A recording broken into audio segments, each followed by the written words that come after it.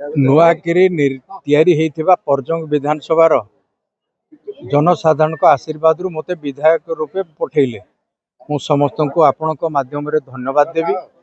एवं ए वर्ष भितरे गुड़िए रास्ता अप्रूव होइजी सैंक्शन होइजी एवं शुभ दिया सलानी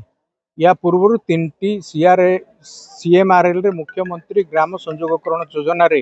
3टी रास्ता शुभ दिया सलानी आज ये है चतुर्थ रास्ता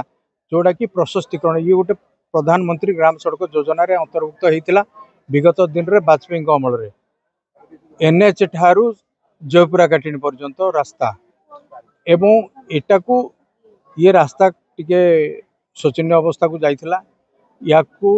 वाइडनिंग करबा पई राज्य सरकार पाखरे गोटे प्रस्ताव थिला आज 4.5 कोटी टंका सैंक्शन होइथिबा कारणरू आज शुभ दिया गला एवं ये रास्ता जिते जल्दी हम गोटे वर्ष भितर पूर्णांग हम मु निश्चित भाव में आज दाबी करी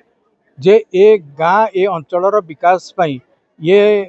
निश्चित भाव में उपयोगितार आसीबो। आउ गोटे रास्ता से सियारीमालिया ठारू बाघमुंडा पर्यंत गोटे रास्ता मध्य प्रस्ताव दिया जायछि से प्रपोजल एवं एस्टिमेट स्तर रे अछि सी आगामी दिन में मध्य निश्चित भाव में ताहा सैंक्शन हम ये अंचल विकास में ये 2टी रास्ता ये अंचल निश्चित भाव में उपयोगी हम आमर प्रोजेक्ट एग्रीमेंट कॉस्ट अच्छी 4,29,00,000 आउ रास्ताटी लंब रही 3 किलोमीटर 950 जो थे पिचु 2 किलोमीटर 280 एवं कंक्रीट 1670 मीटर रही गाँव में ड्रेन भी प्रोब्लेम थिला नुआ ड्रेन प्रपोजल अच्छी 574 मीटर आउ से कलभर्ट आम 11टी रखीचु आउ कामटी आमर संजय विनायक एजेंसी को अवार्ड होती आउ प्रोजेक्ट एग्रीमेंट आज डेट रे 19/7/2025 एवं कामटी 18 अप्रैल 2026 सुधा सरी।